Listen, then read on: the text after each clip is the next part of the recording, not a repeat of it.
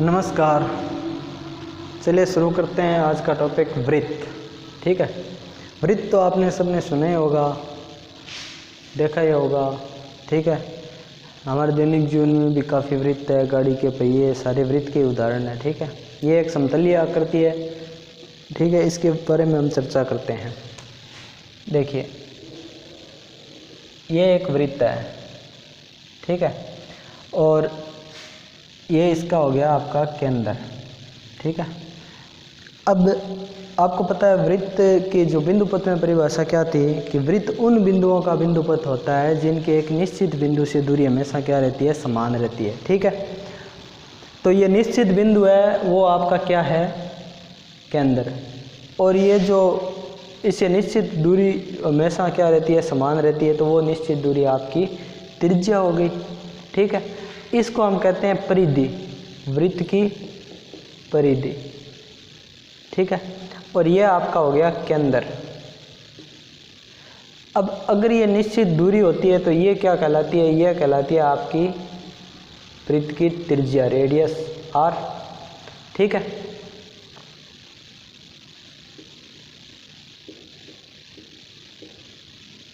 त्रिज्या, रेडियस। ठीक है, अब देखिए इसमें अगर त्रिज्या, दो त्रिज्याओं के बीच अगर 180 डिग्री का कोण बन जाता है, ये भी आपकी त्रिज्या है। अगर ये कोण 180 डिग्री का बन जाता है तो दोनों त्रिज्याएं, ये जो आपकी ए और बी क्या कहलाएगा, ये कहलाएगा एक भी वृत्त का व्यास। ठीक है, डायामीटर, डी से लिखते हैं इसको। ठीक है, अच्छा, व्यास की और क्या परिभाषा हो सकती है कि ऐसी वृत्त की दो त्रिज्या हो गई, दो त्रिज्याओं के बीच अगर कोण 180 डिग्री है तो वो क्या कहलाता है, वृत्त का व्यास। और जो व्यास है उसका मान होता है त्रिज्याओं का दुगुना, 2 गुणा आर। ठीक है, और क्या होता है वृत्त में, चलिए और देखते हैं। अब देखिए, कोई बिंदु मैंने लिया P और कोई बिंदु लिया एक Q। ठीक है, तो आपकी जो ये PQ, ये वृत्त का एक छोटा सा हिस्सा है परिधि का, तो इसको हम क्या कहते हैं, चाप। ठीक है, इसको L से लिख देता हूँ मैं, चाप L। ठीक है, और इसका अगर नाम लिखूँ तो चाप, ये L इसकी लंबाई है, तो इसका नाम PQ इस प्रकार लिखेंगे हम, चाप PQ। ठीक है, अगर मैं PQ को मिला दूँ, अगर मैं PQ को इस प्रकार मिला दूं तो ये जो PQ है ये क्या कहलाएगी, ये तो चाप PQ है, ये लाइन जो PQ है ये क्या कहलाएगी, ये आपकी कहलाएगी जीवा। ठीक है, कॉर्ड, ये आपकी जीवा कहलाएगी। इतनी बात सभी के समझ में आ गई। अब देखिए, अगर इस वृत्त की दो त्रिज्याओं को मैं इस प्रकार मिलाया, चलिए इस साइड ले लेता हूँ, ये आपकी त्रिज्या है, तो ये त्रिज्या और एक चाप। ठीक है, ये चाप। अब ये जो भाग है ना, ये दो त्रिज्या और एक चाप से घिरा हुआ भाग, ये भाग होता है आपका त्रिज्यखंड। इसको क्या कहते हैं, त्रिज्यखंड।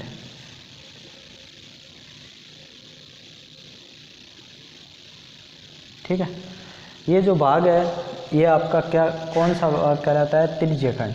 ठीक है, अब इस त्रिज्यखंड का जो कोण होता है ये हो गया आपका, मान लो थीटा कोण है। ठीक है, तो ये लघु त्रिज्यखंड कहलाएगा। कौन सा होगा ये आपका होगा लघु त्रिज्यखंड।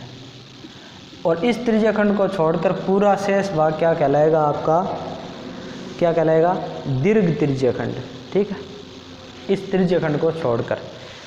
अब अगर इस जीवा और इस चाप के इस भाग की बात करें, इस भाग की, ठीक है, तो ये भाग क्या कहलाएगा, ये भाग कहलाएगा आपका वृत्तखंड। ठीक है, अब ये वृत्तखंड कैसा वृत्तखंड होगा, ये होगा लघु, छोटा। ठीक है। और इसको छोड़कर पूरा वृत्त होगा वो क्या हो जाएगा, दीर्घवृत्तखंड। ठीक है, दीर्घवृत्तखंड। ठीक है। तो वृत्त में कुछ जो परिभाषाएं थी जो आपको जानने थे वो फैक्ट मैंने बता दिए हैं कि वृत्त में होता क्या क्या है। तो इस प्रकार एक वृत्त बन गया, ये इसका केंद्र हो गया, इसको ओ से लिख सकते हैं। ये परिधि हो गई, ठीक है। ये वृत्तखंड हो गया, ये बड़ा वाला लघु दीर्घवृत्तखंड, ये त्रिज्यखंड, और बचा हुआ सारा क्या हो गया, दीर्घ त्रिज्यखंड। ठीक है। और अर्धवृत्त करेंगे तो उसको क्या कह देंगे, अर्धवृत्त। ठीक है। चलिए अब कुछ प्रमेय की बात करते हैं। वृत्त पर जो प्रमेय आती है वो प्रमेय किस प्रकार आती है उनकी चर्चा करते हैं। ठीक है। तो देखिए पहली प्रमेय लेता हूँ मैं कोई वृत्त की, तो उसमें क्या होगा कि एक वृत्त की बराबर जीवाएं केंद्र पर बराबर कोण बनाती है, ये प्रमेय है। ठीक है। और ये बात प्रश्नों में करने के लिए आपको याद भी रखनी है। ठीक है। वृत्त की बराबर जीवाएं केंद्र पर बराबर कोण बनाती है। ठीक है। इसको हम यहाँ सिद्ध कर देंगे और बाद में कहीं भी क्वेश्चन आएंगे तो इस जो प्रमेय का यूज करके हम सवालों को क्या करेंगे, हल करेंगे। ठीक है। इस प्रमेय का यूज करके हम सवालों को हल करेंगे। अभी यहाँ इसको हम सिद्ध करेंगे कि किसी भी वृत्त की बराबर जीवा होती है वो केंद्र पर क्या बनाती है, बराबर कोण बनाती है। देखिए जैसे आपका ये एक वृत्त है, ठीक है, ये इसका केंद्र है। इसकी कोई भी मैं दो जीवा ले लेता हूँ जो बराबर है। चलिए मैंने एक जीवा ले ली पी क्यू और एक ले ली आर एस, ये दो जीवा ले ली। अब ये दोनों जीवाएं बराबर है तो इसको हम सिद्ध करेंगे। तो दिया गया में क्या है, दिया गया आपको दिया है कि पी क्यू बराबर आर एस है, इतना आपको पता है, यानी दिया है। और आपको क्या करना है, सिद्ध करना है। क्या सिद्ध करना है, सिद्ध करना है, क्या सिद्ध करना है कि ये दोनों जीवाएं जो केंद्र पर कोण बनाएगी वो कोण क्या होंगे, बराबर होंगे। ठीक है। तो ये जीवाएं देखो, ये जीवा तो केंद्र पर इस प्रकार कोण बनाएगी। चलिए ये कोण मैंने मान लिया अल्फा। ठीक है। और ये जीवा इधर कोण बनाएगी इस प्रकार, ये कोण मैंने मान लिया बीटा। ठीक है। तो आपको क्या सिद्ध करना है, आपको यही सिद्ध करना है कि कोण अल्फा है वो बराबर है कोण बीटा के। ठीक है। ये आपका क्वेश्चन है। ठीक है। तो आप याद रखना कि बराबर जीवाएं हमेशा केंद्र पर बराबर कोण बनाती है। अगर जीवाएं पी क्यू बराबर पी आर एस है तो अल्फा बराबर बीटा होता है हमेशा, ये चीज़ याद रखनी है आपको। अभी मैं इस चीज़ को क्या कर रहा हूँ, सिद्ध कर रहा हूँ। ठीक है। तो उत्पत्ति करते हैं इसकी। तो देखिए यहाँ पर आपके पास दो त्रिभुज बन गए, एक त्रिभुज ये वाला, एक त्रिभुज ये वाला। तो इसका एक का नाम है पी क्यू ओ। ठीक है, इसको मैं ओ मान लेता हूँ। वह त्रिभुज आर ओ एस, एक ये त्रिभुज एक ये त्रिभुज। अब दोनों त्रिभुजों में देखो हम संगत चीज़ें ढूंढेंगे। देखो पी ओ इस त्रिभुज में और उस त्रिभुज में आर ओ के बराबर है, इस त्रिभुज में क्यू ओ है, उस त्रिभुज में एस ओ के बराबर है। तो ये बराबर क्यों है, ये त्रिज्याएं हैं। और आपको भी पता है कि वृत्त की त्रिज्याएं क्या होती है, बराबर होती है। और इस त्रिभुज में जो पी क्यू है वो इस त्रिभुज में आर एस के बराबर है, ये आपको दिया है। ठीक है। तो इसमें देखो तीनों भुजाएं बराबर हो गई, यानी एस एस एस सर्वांग समता। ठीक है। सर्वांग समता से ये जो दोनों त्रिभुज बने हैं, त्रिभुज पी क्यू ओ सर्वांग सम होते हैं त्रिभुज आर ओस के। जब दो त्रिभुज सर्वांग सम हो गए तो उनके संगत भाग है वो भी क्या हो जाएंगे, बराबर हो जाएंगे। तो इस त्रिभुज का जो कोण अल्फा था वो बराबर हो जाएगा इस त्रिभुज के कोण बीटा के। ठीक है। इति सिद्धम। चलिए आपको ये प्रमेय समझ में आ गई होगी कि वृत्त की जो बराबर जीवाएं हैं वो केंद्र पर क्या बनाती है, बराबर कोण बनाती है। ठीक है। अब दूसरी प्रमेय है इसकी जस्ट उल्टी।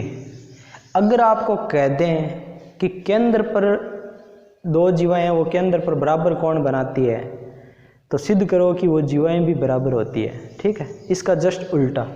ठीक है, तो आपको भी पता है कि राम श्याम का पिता है तो श्याम राम का बेटा है, यानी उल्टा भी सत्य होता है, लेकिन आपको सिद्ध करना है।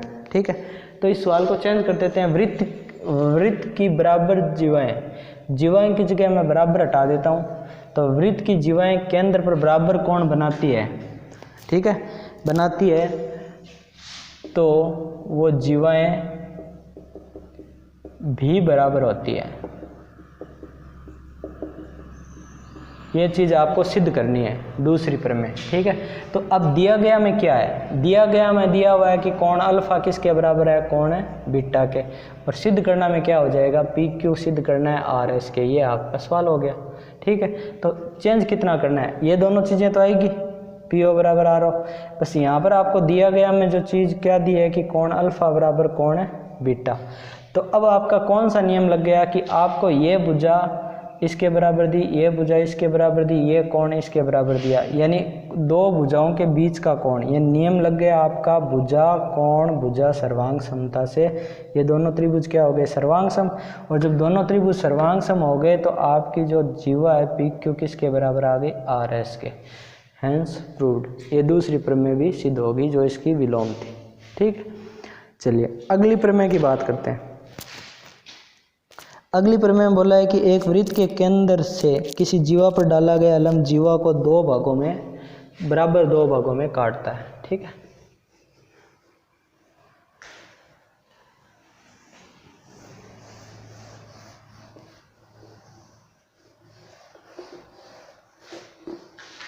चलिए प्रमेय क्या है,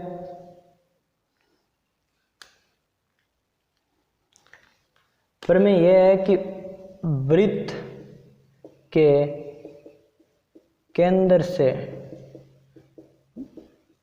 डाला गया लंब जीवा को समद्विभाजित करता है, यानी समान दो भागों में काटता है। यह आपका प्रश्न है। ठीक है, तो इसको हम सिद्ध करेंगे। ठीक है, तो कैसे करें कि यह आपका एक वृत्त है, ठीक है, और ये आपका केंद्र है, ओ केंद्र है, ये मैंने कोई जीवा मान ली पी क्यू, और आपको बोला है इस पर ये लंब है। ठीक है, तो दिया गया में क्या है कि पी क्यू, या इसको नाम दे देते हैं पी ओ डी। तो ओ डी है वो लंब है आपका पी क्यू पर। ठीक है, ओ है केंद्र। ठीक है, केंद्र से ओ डी लंब डाल दिया जीवा पी क्यू पर। पी क्यू क्या है, जीवा। ठीक है, और सिद्ध क्या करना है कि ये लंब डाला गया है वो इस जीवा को समान दो भागों में काटता है, यानी आपको सिद्ध करना है कि पी डी किसके बराबर है, डी क्यू के। ठीक है, इसमें एक छोटी सी चीज़ और करनी है, हमें रचना करनी है। ठीक है, इस प्रमेय को सिद्ध करने के लिए रचना क्या है, बस त्रिज्याओं को मिलाना है ना। तो एक इसमें रचना करनी पड़ेगी। रचना यह कर दी, ओ पी व ओ क्यू को मिलाया। ठीक है, तो हमने बस इतना काम किया, इस ओ पी को मिला दिया और इस ओ क्यू को मिला दिया। ठीक है, तो हमारे पास दो त्रिभुज बन गए, एक त्रिभुज ये वाला, एक त्रिभुज ये वाला। ठीक है, तो उत्पत्ति में क्या करेंगे, दो त्रिभुज लेंगे, त्रिभुज ओ पी डी व त्रिभुज ओ डी क्यू।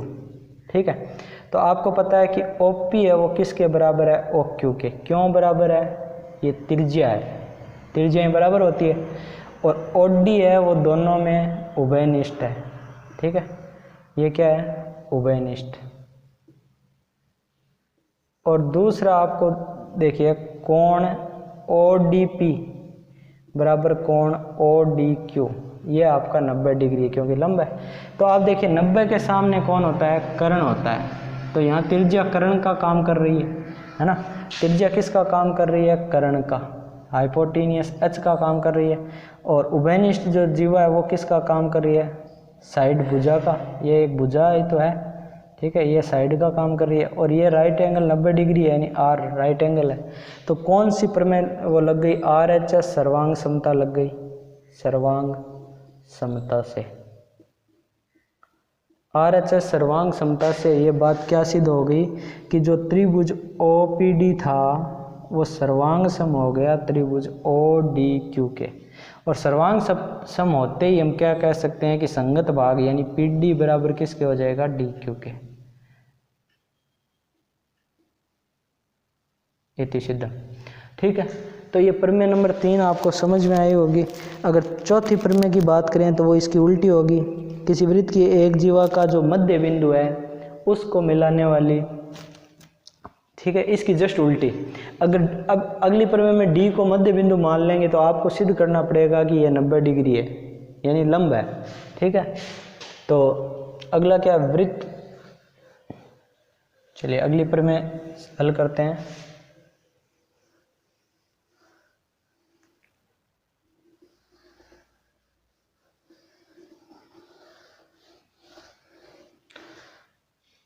अगली प्रमेय में चित्र तो सेम ही रहेगा। प्रमेय में क्या दिया है, वृत्त की जीवा के मध्य बिंदु को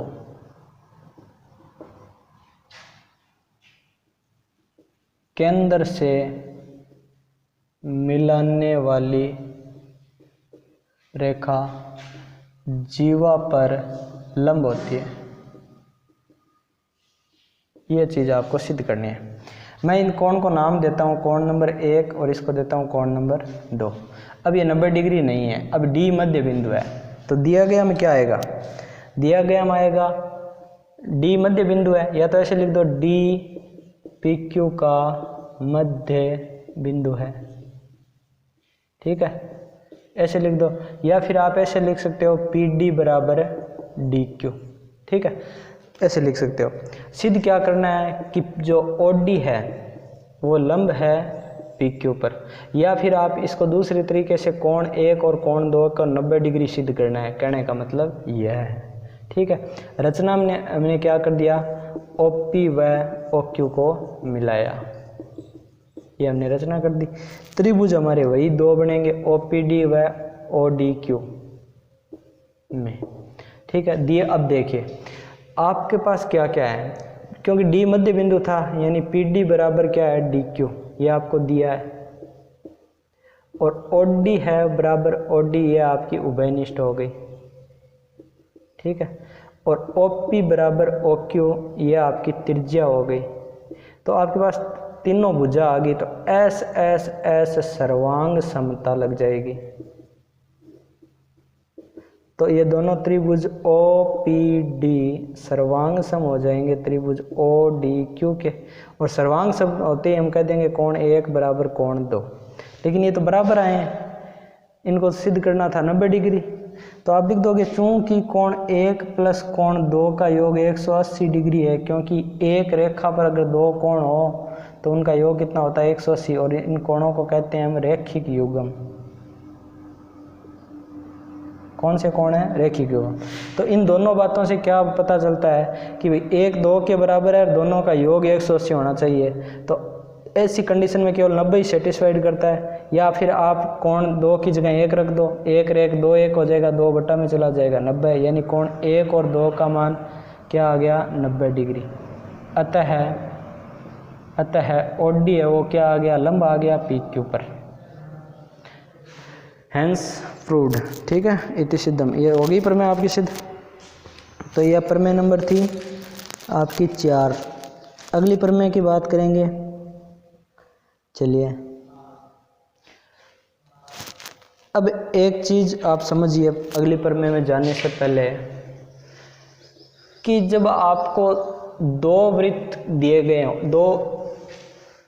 एक वृत्त होता है,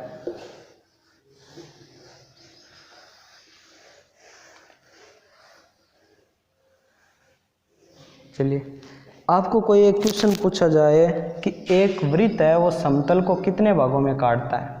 ठीक है, तो ये समतल को हमेशा 3 भागों में काटता है। देखो ये पहला भाग है, ये दूसरा भाग है और तीसरा इसके ऊपर।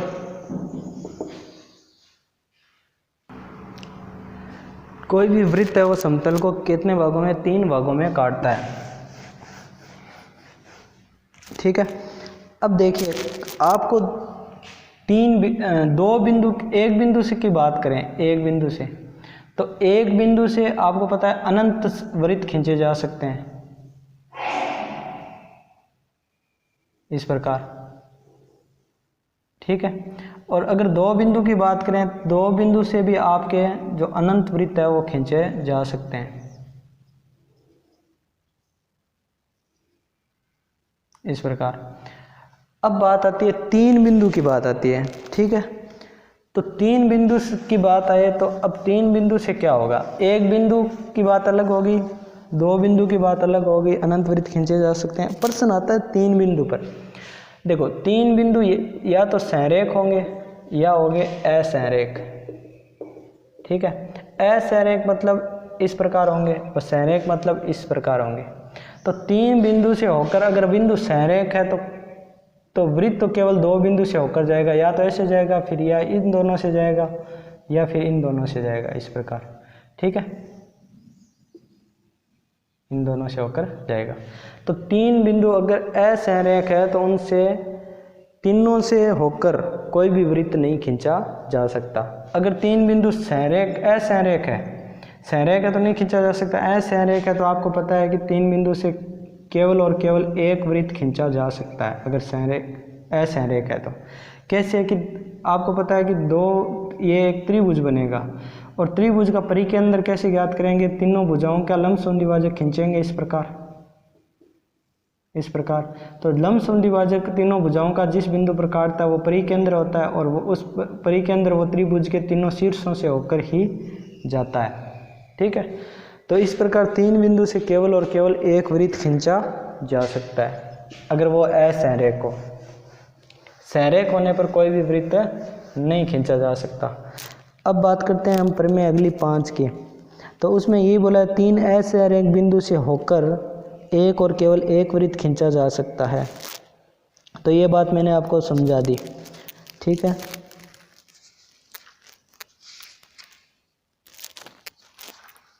आगे बात करेंगे प्रमेय अगली की कि वृत्त एक समान जीवाएं केंद्र से समान दूरी पर होती है। ये चीज़ आपको सिद्ध करनी है। चलिए अगली प्रमेय 6, समान जीवाएं एक वृत्त की समान जीवाएं केंद्र से समदूरस्थ होती है। ठीक है, समान जीवाएं वो केंद्र से समदूरस्थ यानी समान दूरी पर होती है। ये चीज़ आपको सिद्ध करनी है। तो एक वृत्त ले लिया। ठीक है, इस पर मैंने 2 समान जीवाएं ले ली। एक जीवा आपकी ये हो गई पी क्यू और एक ले ली यहाँ से आर एस। आपको सिद्ध करना है कि ये जो दूरी है इस दूरी से बराबर है। और दूरी तो आपको पता है किसी भी रेखा से लंबवत दूरी ही उसकी दूरी होती है किसी बिंदु की। ठीक है, तो ये 90 डिग्री तो हो गई। आपको ये सिद्ध करना है कि ये जीवाएं केंद्र से समान दूरी पर होती है। ठीक है, ये आपका केंद्र हो गया।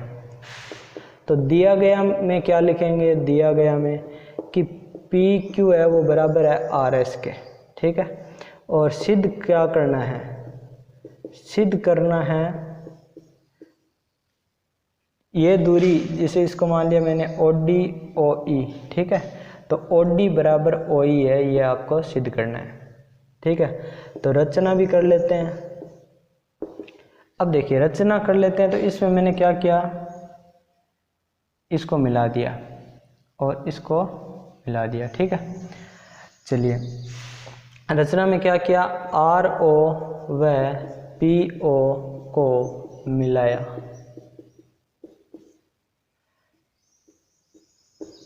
उत्पत्ति। अब देखिए आपके पास 2 त्रिभुज है, एक त्रिभुज ये और एक त्रिभुज ये। इनों को सर्वांग सम कर दें तो हमारी बात सिद्ध हो जाएगी। तो त्रिभुज आर डी ओ व त्रिभुज पी ओ ई, इन 2 त्रिभुजों को सर्वांग सम करना है। तो आपको पता है कि इसमें आर ओ किसके बराबर है, पी ओ के। ये तो है आपकी त्रिज्या, ठीक है। अब देखिए जो आपको सिद्ध करना है, इस कोण को मैं मान लेता हूँ 1 नंबर, इसको मान लेता हूँ 2 नंबर।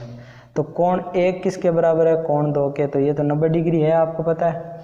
अब चूंकि आपको पता है कि जीवाएं बराबर दी थी आपको, आर एस किसके बराबर दी थी, पी क्यू के। तो अगर आर एस का मैं आधा करूं तो वो भी पी क्यू के आधे के बराबर होगा। तो आर एस का केंद्र से डाला गया लंब जीवा को क्या करता है, बराबर काटता है। ये तो आपने प्रमेय पढ़ रखी है। तो जो ओडी लंब है वो जीवा को बराबर काटेगा, यानी आर एस का आधा क्या होगा आपका, आर डी होगा, और पी क्यू का आधा क्या होगा, पी ई होगा, ठीक है। तो ये आ गया आपका तीसरी बात। तो पहली, दूसरी और तीसरी, तो ये त्रिज्या कर्ण का काम कर रही है, हाइपोटेनियस, ये राइट एंगल और ये साइड। तो कौन सी प्रमेय लग गई, आर एच एस सर्वांग समता लग गई। आर एच एस सर्वांग समता से ये बात सिद्ध हो गई। तो आप क्या कहोगे कि जो आपकी दूरी है अतः ओ डी बराबर क्या हो जाएगी, ओ ई, इति सिद्धम, ठीक है। अगली जो प्रमेय है वो इसकी जस्ट उल्टी है कि किसी वृत्त है, उनकी जीवाएं अगर केंद्र से समान दूरी पर हो तो वो क्या होती है, समान होती है। तो अब की बार आपको ये दूरी समान दे दी, तो ये भुजा भुजा भुजा ऐसे ऐसे सर्वांग समता से क्या हो जाएगी, सर्वांग सम हो जाएंगे। तो सर्वांग सम हो जाएगा तो आपको क्या सिद्ध करना है, ये जीवाएं बराबर करनी है। तो भुजा नहीं, भुजा कोण भुजा से सर्वांग सम होगी, ठीक है। तो आपका आर डी किसके बराबर आ जाएगा, पी ई, ठीक है। तो आपका आर डी बराबर पी ई आ जाएगा, तो उसको डबल कर देना, 2 आर डी बराबर 2 पी, और आर डी 2 आर डी किसके बराबर है, आर एस के। तो 2 पी किसके बराबर हो जाएगा, पी क्यू के। तो इस प्रकार करके आप अगली प्रमेय भी सिद्ध हो जाएगी, ठीक है।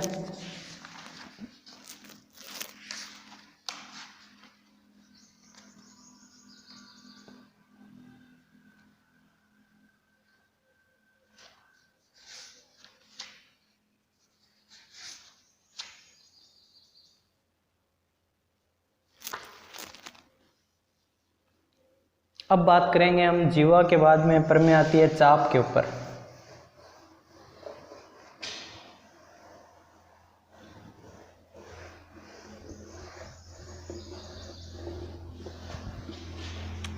ठीक है, चाप के ऊपर प्रमेय आती है, उन पर बात करेंगे हम।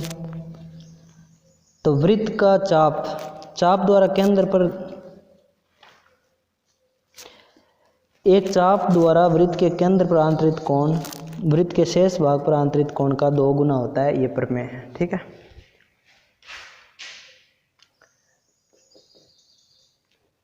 चाप द्वारा केंद्र पर बना कोण, ठीक है। चाप द्वारा वृत्त के केंद्र पर बना कोण उसी चाप द्वारा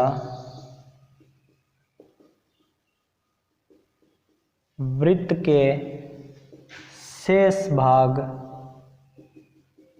पर बने कोण का 2 गुना होता है, ये बात सिद्ध करनी है। अब इसको समझिए। एक वृत्त है, ठीक है। अब देखिए एक वृत्त है, इसका मैं कोई चाप ले लेता हूँ P और Q, P Q। तो ये एक चाप है, इस चाप द्वारा ये जो केंद्र है इस पर एक कोण बनाया जाएगा, ठीक है। ये चाप है, ये केंद्र पर ये कोण बनाता है, ये कोण, ठीक है। इसको मैंने थीटा नाम दे दिया, ठीक है। अब यही चाप वृत्त के शेष भाग कौन सा है, इस चाप को छोड़कर ये वाला भाग वृत्त का शेष भाग है ना। इस शेष भाग पर इस चाप द्वारा कहीं भी कोण बना दो आप, तो इसको इस प्रकार यहाँ से, इसको इस प्रकार यहाँ से अगर मैं मिलाऊँ तो ये वृत्त का शेष भाग है। तो ये कोण बनेगा आपका, इसको नाम दे देता हूँ R, ठीक है। तो इस कोण को मैंने मान लिया थीटा, अल्फा मान लेता हूँ, ठीक है। तो आपको ये सिद्ध क्या करना है कि जो अल्फ़ा कोण बना है वो क्या है, इस थीटा का आधा है। ये बात सिद्ध करनी है, यानी केंद्र पर जो कोण है वो उससे परिधि पर बने कोण से क्या होता है, दुगना होता है। ये बात आपको सिद्ध करनी है। तो लिख देता हूँ, सिद्ध क्या करना है, जो कोण थीटा है वो 2 गुना है कोण अल्फ़ा का। ये बात आपको सिद्ध करनी है। दिया हुआ है वो लिख ही दिया मैंने। दिया क्या है, पी क्यू चाप है, ओ केंद्र है, ठीक है, ये आपको दिया गया है। चलिए इसको हम किस प्रकार सिद्ध करेंगे वो देखते हैं।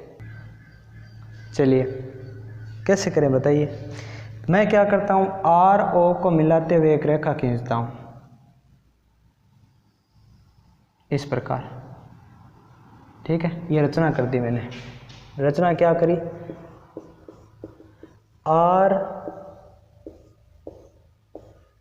ओ को मिलाते हुए एक रेखा खींची, ठीक है। आर ओ को मिलाते हुए एक रेखा खींची। तो इसमें ना आपको, इसमें मैं कोणों का नामकरण करता हूँ। देखिए आपको पता है ये जो त्रिभुज बना है, ये वाला त्रिभुज, ये कौन सा त्रिभुज है, समद्विबाहु त्रिभुज है। यानी ये भुजा इसके बराबर होगी क्योंकि त्रिज्या है, ये भी त्रिज्या है, O P O R O Q त्रिज्या है ना।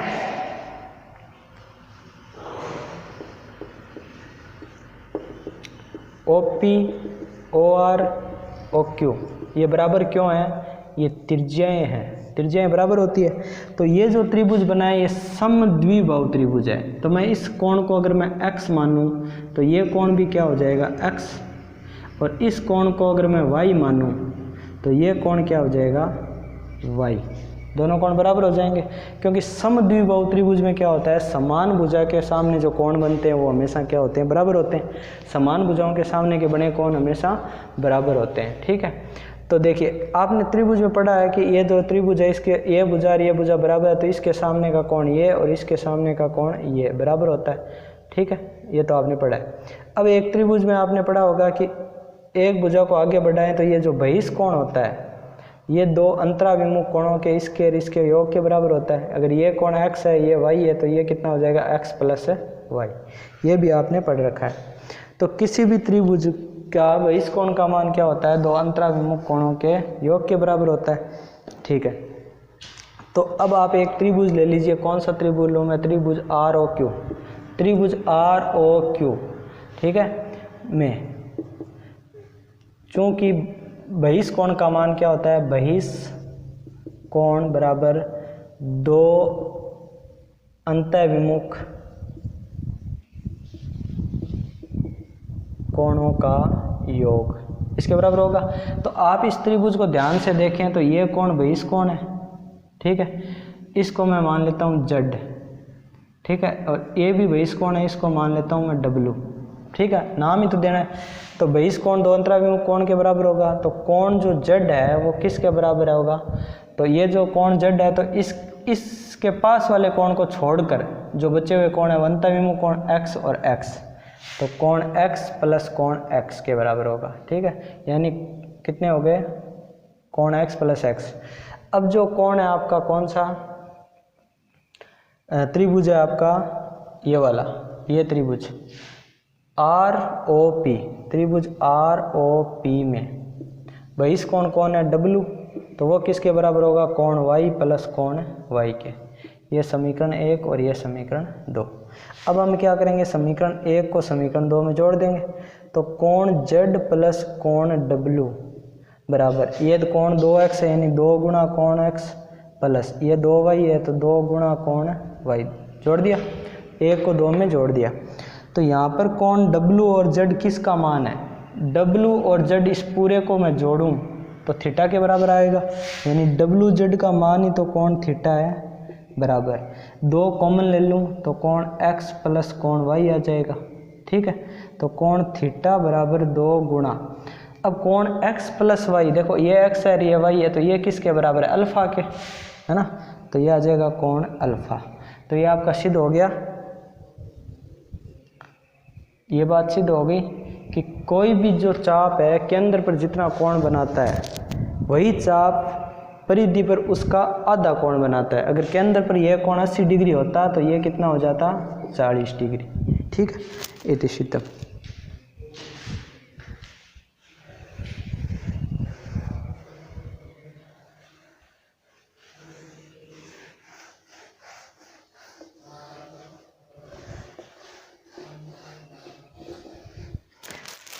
चलिए अगली इसके ऊपर में है कि एक अर्धवृत्त पर, अब एक अर्धवृत्त पर बना कोण क्या होता है, समकोण होता है। ये बात आपको सिद्ध करनी है। ठीक है, तो वो इसी प्रकार हो जाएगी कि देखिए एक वृत्त है, ये इसका व्यास है, ये केंद्र O है, ए बी क्या है, व्यास है। तो अर्धवृत्त में कोण बनने वाला समकोण होता है। ये बात आप कैसे सिद्ध करोगे? ठीक है, तो आपका जो ये चाप है, ये चाप केंद्र पर कितना डिग्री कोण बना रहा है, 180 डिग्री, क्योंकि ये व्यास है और व्यास कब होता है, जब त्रिज्या 180 डिग्री पर हो। ठीक है, तो यही चाप केंद्र पर इसका आधा कोण बनाएगा, यानी 180 का आधा कितना हो गया, 90 डिग्री। तो इसलिए अर्धवृत्त में जो भी त्रिभुज होता है उसमें जो परिधि पर कोण बनता है वो हमेशा कितना होता है, 90 डिग्री का होता है। चाहिए कहीं भी बना दो, आप इधर बनाओगे इस प्रकार तो भी ये 90 डिग्री होगा, आप इसको इधर ऐसे बनाओगे इसे तो भी ये कितना हो जाएगा, 90 डिग्री। ठीक है, तो ये आपका अर्धवृत्त का कोण है।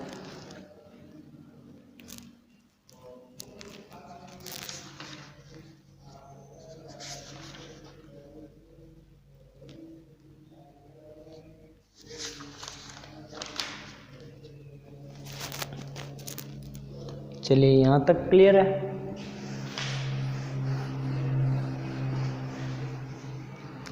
अब आगे बात करते हैं किसी वृत्त में कोई चतुर्भुज हो तो क्या होता है। ठीक है, जैसे आपका एक वृत्त है, इसमें मैंने ऐसे कोई चतुर्भुज बना दिया इस प्रकार,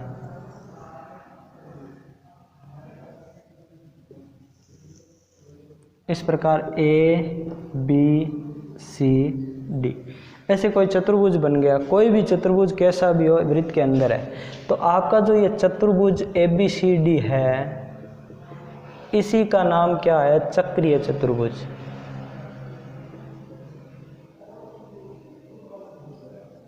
ठीक है, अब चक्रीय चतुर्भुज के बारे में हम कुछ प्रमेय पढ़ेंगे। तो पहली आती है इसमें, चक्रीय चतुर्भुज होता है उसके आमने सामने के कोणों का योग हमेशा क्या होता है, 180 डिग्री होता है। ठीक है, चलो इस बात को किस प्रकार सिद्ध करें। ठीक है, तो आपको सिद्ध करना है कि चक्रीय चतुर्भुज के जो आमने सामने के कोण होता है उनका योग 180 डिग्री होता है। ये बात सिद्ध करनी है। ठीक है, सिद्ध क्या करनी है, कोण ए प्लस कोण सी बराबर 180 डिग्री, या सिद्ध कर दो कोण बी प्लस कोण डी बराबर 180 डिग्री। ये बात सिद्ध करनी है। तो आपको पता है कि इस वृत्त का केंद्र चलो यहाँ मान लेते हैं। ठीक है, तो आप देखो कि ये इस प्रकार बनेगा एक। ठीक है, ये कोण आपका x है। ठीक है, चलिए इस कोण को हम कुछ भी माने, ये कोण अगर x मान लेता हूँ, ये कोण y मान लेता हूँ। ठीक है, और ये कोण अल्फा मान लेता हूँ, ये कोण बीटा मान लेता हूँ। ठीक है, तो आपको क्या बताया था मैंने कि आप केवल इस चाप को देखो एक बार। तो ये चाप है वो केंद्र पर कितना कोण बना रहा है, x, है ना। तो चाप डी सी बी की बात कर रहा हूँ, तो केंद्र पर कोण x बना रहा है ना। तो वो कोण जो इस पर बनेगा ये कोण अल्फा है, तो ये कितना होगा, ये होगा इसका आधा। जो कोण केंद्र पर जितना कोण बनाएगा उसका आधा होगा, यानी जो आपका या डबल होगा, ऐसे कह सकते हो। केंद्र पर बना कोण 2 गुना होता है कोण अल्फा के। समझ में आ रही है। अगर ये कोण 100 है तो ये 50 होगा, यानी इसका आधा होगा, या ये इसका डबल होगा, यानी कोण x बराबर 2 गुना कोण अल्फा होगा। ठीक है, अब बात करें अगर चाप इसकी इधर वाला चाप ले मैं, तो ये केंद्र पर बना रहा है y और परिधि पर बना रहा है बीटा, है ना। तो चाप BAD की बात कर रहा हूँ, तो केंद्र पर तो कोण y बना रहा है और वो किसके बराबर होगा, दुगुना कोण बीटा के बराबर। समझ में आ रही है बात। तो इन अगर समीकरण 1 और 2 को मैं अगर जोड़ दूं तो कोण x प्लस कोण y बराबर क्या आ जाएगा, 2 कोण अल्फ़ा प्लस 2 कोण बीटा। तो 2 तो आ जाएगा आपका कॉमन, कोण अल्फ़ा प्लस कोण बीटा। ठीक है, तो आपका x प्लस वाई क्या है, एक वृत्त के एक बिंदु के चारों ओर के कोण ही तो है x और y दोनों, तो इनका मान हमेशा कितना होगा 360 डिग्री। 2 आ जाएगा बट्टा में, 360 डिग्री बट्टा 2, तो इधर कोण अल्फ़ा इधर कोण बीटा। ठीक है, ये हो जाएगा 180 डिग्री। तो अल्फ़ा किसका मान है, कोण ए ही तो है, बीटा कौन है, कोण सी है। ठीक है, ये आपका आंसर इति सिद्धम।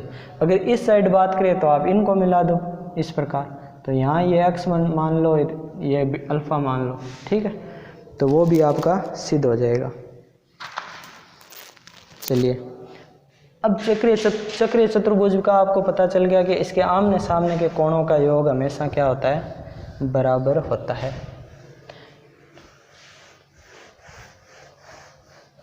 चक्रीय चतुर्भुज की और क्या प्रमेय हो सकती है कि किसी चक्रीय चतुर्भुज में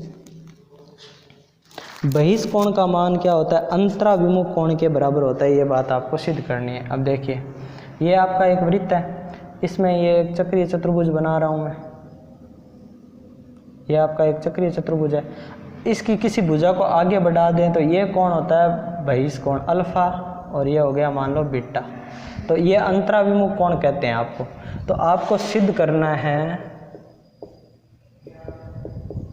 कि बीटा किसके बराबर है, अल्फ़ा के। कोण बीटा किसके बराबर है, कोण अल्फ़ा के। ये सिद्ध करना है आपको। ठीक है, तो आपने अभी भी सिद्ध किया है, चूँकि इसको मैं अगर मान लो थीटा मान लूँ, तो अभी भी क्या सिद्ध किया है, चूँकि कोण बीटा प्लस कोण थीटा बराबर क्या होते हैं, 180 डिग्री के होते हैं। ये आप बात सिद्ध कर चुके हो अभी भी।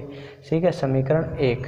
और दूसरा आपको पता है कि कोण थीटा प्लस कोण अल्फ़ा बराबर 180 डिग्री होते हैं। ये क्यों होते हैं, ये रैखिक युग्म है।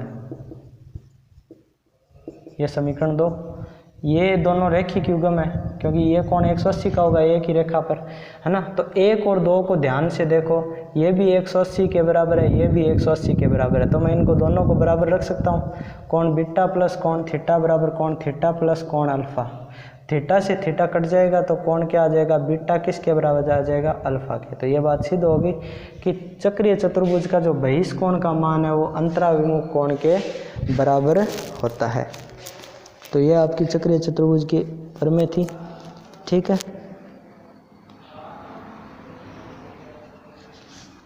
इनकी जो विलोम प्रमेय है वो भी सत्य होती है कि अगर किसी चतुर्भुज के सम्मुख कोण बराबर हो तो वो क्या होते हैं, चक्रीय चतुर्भुज होता है। ठीक है, और अंतराभिमुख कोण बहिष कोण के बराबर हो तो भी वो क्या होता है, एक चक्रीय चतुर्भुज होता है। ठीक है, तो ये था अपना जो वृत्त के संबंधित कुछ प्रमेय थी, जो कुछ याद रखने वाले कुछ फैक्ट थे, तो मैंने आपको बता दिए। तो मिलते हैं ऐसे ही फैक्ट के साथ अगली क्लास में। इसी के साथ जय हिंद, जय भारत।